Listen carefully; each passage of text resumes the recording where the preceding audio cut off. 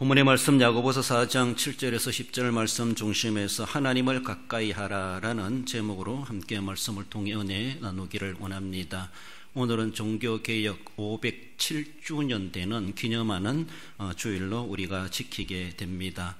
517년, 1517년 그때는 제가 보니까 우리나라 이순신 장군이 태어나기 전이더라고요.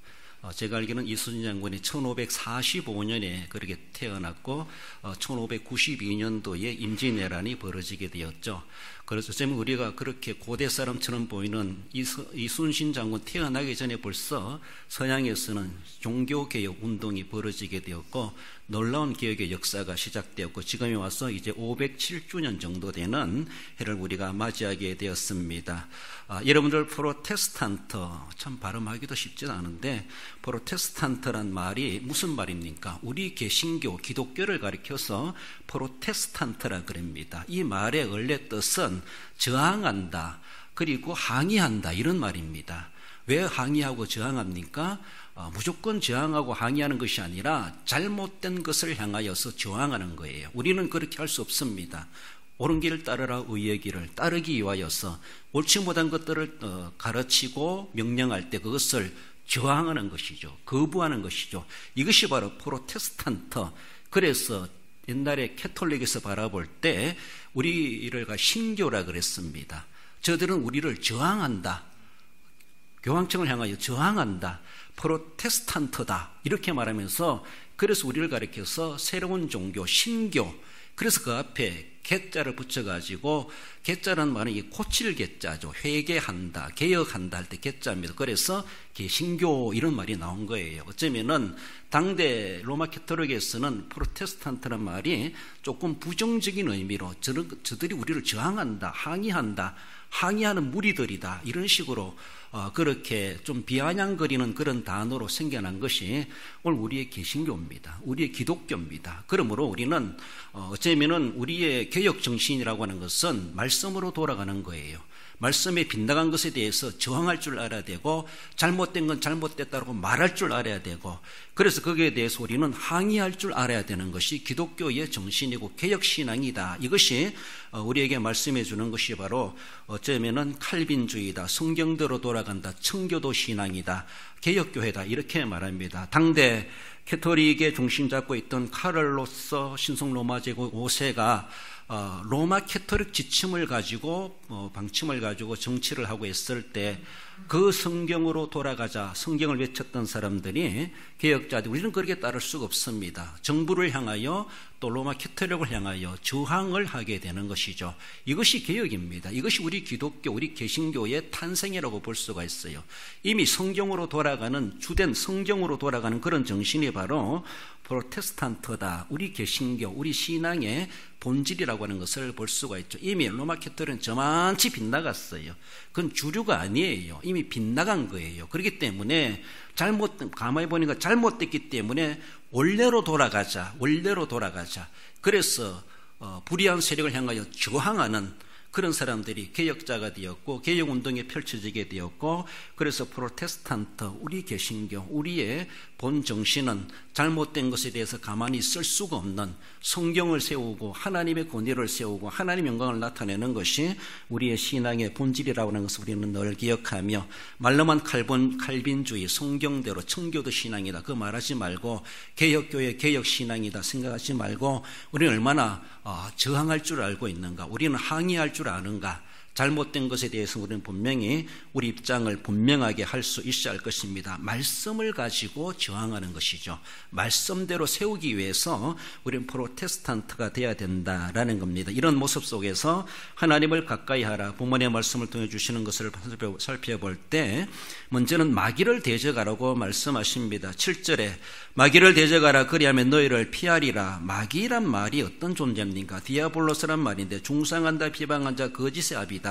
성경은 그렇게 말하고 있고 마귀는 계속해서 우리 사람들을 유혹해서 빗나가게 만듭니다.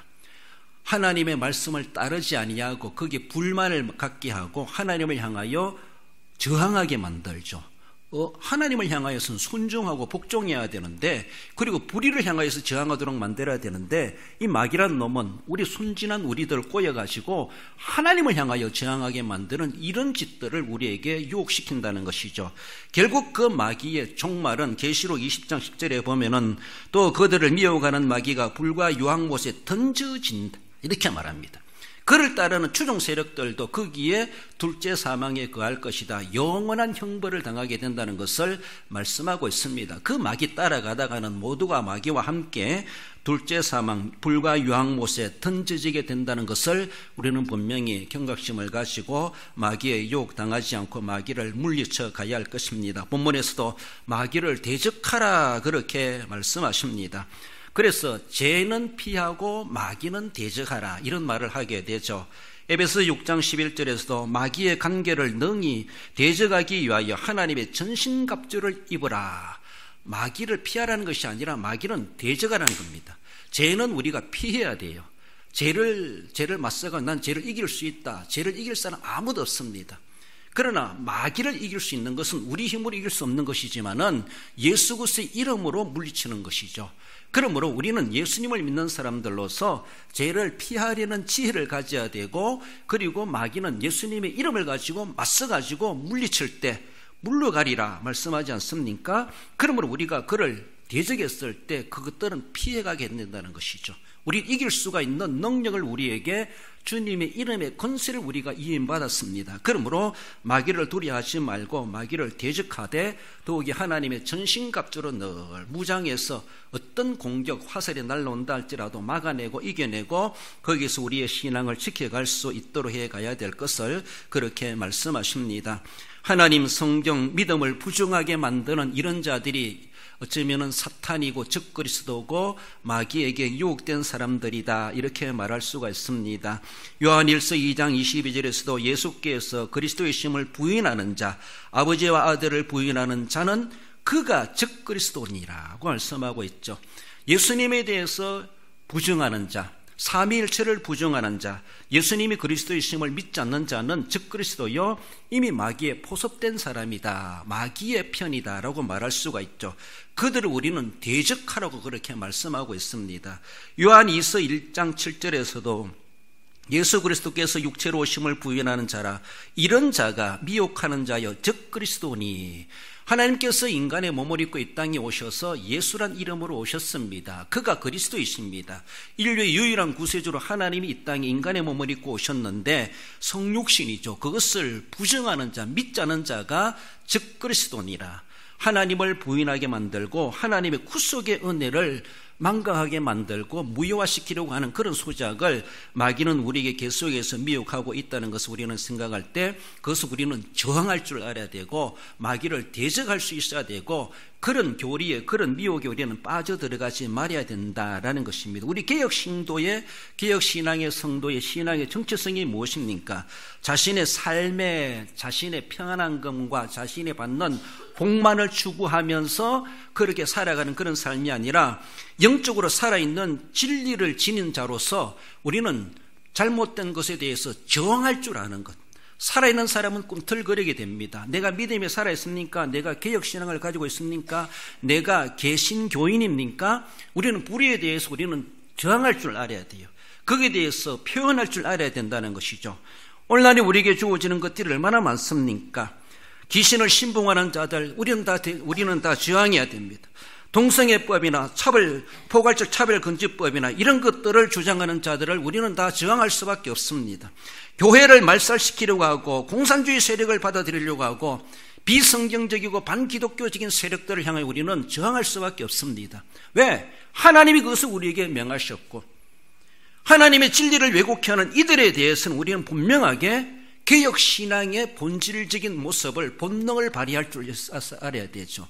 그것을 들으면서도 그것을 보면서도 내가 직접 관여할 일이 아니니까, 나는 아무 일 없으니까 그저 편한 것이 좋으니 그저 눈 감아버리고 지나간다고 하는 것은 진정한 개혁 교인이 아닙니다. 프로테스탄트가 아니라는 것이죠. 교회 안에 앉아 있으나 로마 캐토릭 교인과 다를 바가 없어요. 그런 사람은 믿으나 어쩌면 성경대로 믿지 않는 것이죠. 저항할 것을 저항하고 하고 진리를, 성경을 지키고 하나님의 이름을 명예롭게 지켜가는 것이 오늘 우리의 신앙의 개혁신앙이에요. 그것이 칼빈주의입니다. 그것이 성경으로 돌아가자입니다. 그것이 청교도 신앙입니다. 그것이 오늘날 개혁교회의 본 정신이라는 것을 말씀하죠. 오늘 본문에서는 마귀를 대적하라. 마귀의 일들을 편들고 주장하는 자들에 대해서 우리는 다 대적할 수밖에 없고 저항하는 그런 거룩한 저항심을 우리는 발휘할 수 있어야 된다. 하나님을 가까이 하는 사람은 마귀를 멀리하게 되어져 있고 마귀를 대적하게 되어 있고 하나님의 것들을 우리는 가까이 하려고 하는 그런 자세, 이것이 진정한 개혁 성도의 자세라고 하는 것을 말씀하십니다. 하나님을 가까이 하는 자는 손을 깨끗이 해야 될 것을 말씀하죠. 8절에 보면은 죄인들아 손을 깨끗이 하라. 두 마음을 품은 자들아 마음을 성결하게 하라. 죄인들은 손을 깨끗이 하고 두 마음을 품은 자들은 마음을 성결하게 하라. 죄인이나 두 마음을 품은 자들이나 동일한 말일 수 있고 손을 깨끗이 하라는 것과 마음을 성결하게 하는 것은 또 동일한 말씀이다라고 말할 수가 있죠. 그래서 손을 깨끗이 한다는 것은 외적인 모습이라면은 두 마음을 품는 것은 내적인 모습이다. 그래서 안과 밖으로 깨끗이 성결하게 하라, 그렇게 말씀하시는 것이죠. 하나님을 가까이 하면 할수록 하나님 닮아가게 되어져 있고 하나님의 거룩하심과 하나님의 사랑, 하나님의 의를 본받아 갈 수밖에 없습니다. 그러나 하나님을 점점 멀어지는 사람들은 그 손이 더러워지고 그 마음도 부패해질 수밖에 없다는 것을 우리는 생각해 보며 오늘 본문에서는 깨끗이 하라, 성결하게 하라. 하나님 앞에 우리는 그런 자세로 나아가야 되죠. 깨끗이 한다는 것은 정화한다, 순결한다, 성결하다 하라는 것은 순결하게 하다, 동일한 의미라고 말할 수가 있습니다. 우리 사람의 지체 중에서 가장 활동성이 많은 지체는 손이라고 할 수 있어요. 우리가 이 손을 가지고 얼마나 많은 일을 합니까? 손에 장애를 입고 있는 사람도 없잖아요. 있기도 하지만은 그 손을 깨끗이 하라라고 하는 것은 내 지체의 대표성을 가지고 있는 지체가 손입니다. 손을 깨끗이 한다는 것은 내 몸 전체를 깨끗이 하는 대표성을 가지고 있다는 것이죠. 그렇습니다. 사도가 머리도 깨끗이 하고 귀도 깨끗이 하고 굳이 말하지 않아도 손 하면은 우리 지체를 대표하는 거예요. 우리 활동하는 모든 지체에 가장 활발하게 사용되는 것이 손이라고 할 수 있습니다. 그래서 많은 일을 하는 손이 깨끗하게 해야 된다는 것이죠. 내 손만 깨끗하다, 그래서 손 털었다 이렇게 말하잖아요. 손 털면 다 깨끗이 터는 거예요. 그러므로 손이 대표성을 가지고 있는데 우리는 얼마나 그 손이, 내 몸이 외적으로 내적으로 성결하고 깨끗하고 순결한가, 우리는 정결한가를 늘 생각해 봐야 되죠. 개혁신앙을 가지고 있다 하면서도 엉큼하게, 어쩌면 불결하게, 부정하게 남아있는 것은 올바른 개혁신앙을 이어가는 것이 아니다. 하나님을 가까이 하는 자는 아니다라고 볼 수가 있습니다. 그러므로 하나님을 가까이 하는 자는 하나님을 본받아가게 되어지고 늘 깨끗함을 추구해가며, 그래서 죄가 있으면 회개하고 우리의 정말로 먹과 같이 검은 죄를 할지라도 좋은 같이 붉은 죄를 할지라도 주님의 보이는 능력을 믿고 주님 앞에 나아가서 늘 회개하는 것이죠. 회개하는 것은 바로 우리를 깨끗하게 만드는 것이고 하나님께도 한 걸음 나아가는 것입니다. 우리가 저항하는 것이 뭡니까? 잘못했습니다, 고쳐주세요, 회개를 촉구하는 것이고 하나님을 믿으라고 믿음을 촉구하는 거예요. 무조건 저항하는 것이 아니에요.